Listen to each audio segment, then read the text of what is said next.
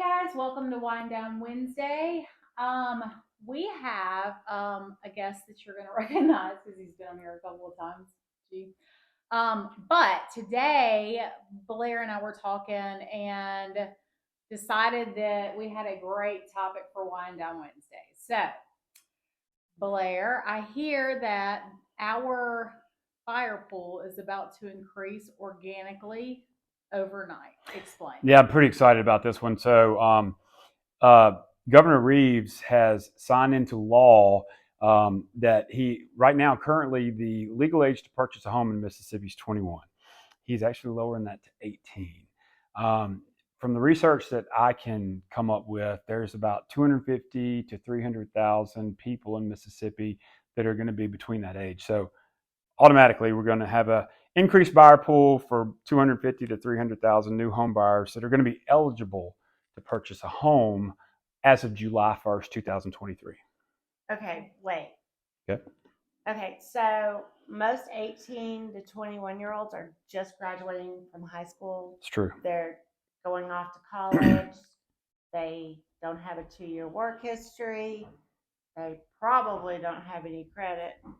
So how are they going to qualify for a mortgage? Those are some fantastic questions. For every problem, there's always a solution. So here's what I would say to that. We have some great loan programs available that would be tailored specifically for situations just like this. So, for example, on FHA and on conventional loans, you can actually add what's called a non-occupying co-borrower as a cosigner.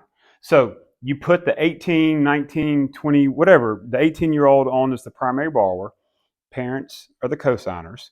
And then basically the weight of the loan for the debt to income ratio and the underwriting for the credit and the assets and everything is basically going to be underwritten on the parent side. So, but the primary borrower is going to be the 18-year-old or the 19-year-old student, or if they're in college now. And that way they're able to purchase this as their primary residence. So they get the primary residence interest rate. They get the primary residence down payment options as little as 3.5%. They get to file a homestead on the property and get the low tax millage rate. That's cool. And What Yeah. does this remind you of? Equity. Yeah. But what does this remind you of? You and I have talked about this before with your boys. Yeah. I'm trying to remember how old they exactly were, but we were always diligent in making sure that they, kept their credit clean, that they were responsible with their money, and they both owned homes right around that 21 to 22-year age. Yeah. But now you can start it sooner than that. And the way I look at it is when this is going to be how it's going to be for my kids. That when they're eligible to live off campus, whatever college they attend, they're going to be buying a house. I'm going to be co-signing with them. They're going to have roommates. They're going to charge their roommates per room a certain dollar amount. Whatever dollar amount they charge per room is going to pay the mortgage. The rest is going to maybe pay down the principal sum. By the time my kids graduate from college, that principal balance is going to be paid down a substantial amount. That property is going to have appreciated a lot. My kids will have never paid one dime in rent, and they're going to have quite a nest egg and some, basically starting out with net equity, some wealth right out of college. And then we can decide as a family, what do we want to do with the property when they leave? Do we want to sell it and let them turn this equity into, put it into another down payment on a house wherever they live? Do we want to keep this as a long-term investment for college students for a long-term rental? Do we want to furnish this property and keep it as a short-term Airbnb type rental in a college town? It's going to be a cash cow. So, the thing is like, let's say you buy a $300,000 house or condo, down payment 3.5%, 11 grand. I guarantee you, you're going to make 10 times your money on that in 4 years.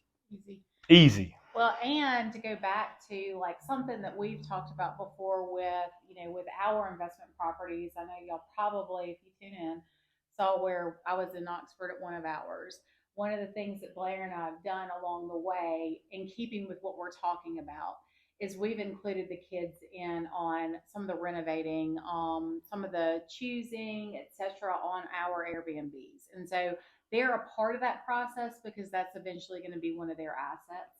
And so, in keeping with that, this is another way for these kids, your kids, my kids, your grandkids, to learn how to be a landlord, how to like have that house and have that property and maintain it and see what goes into paying a mortgage before they get out of college, which Yeah. is quite amazing. And I want to stress that they have to live in the house. Like this, they're signing paperwork stating that they're going to live in this house. They have to live in this house for at least a year, or else that will be defrauding the lender. So they have to live in this house. Sure. It will be their primary residence. And so that is a main thing that we just need to stress. And so that's important that I forgot to notate that. Yeah, for sure. Well, and say all that to say, we know a thing or two about second houses, and so if you have any questions, we are happy to discuss. I mean, we cover Oxford, Starkville, etc. And I even have a 1-1 here that would be an amazing opportunity to use this on for local college students. Absolutely. Yeah. And so all of that to say, and they don't have to be in college, but all of that to say, thank you for bringing the information to us. And July 1st. July 1st. Okay. Tune back in next week, and we will continue to unpack real estate. Cheers, Cheers. y'all.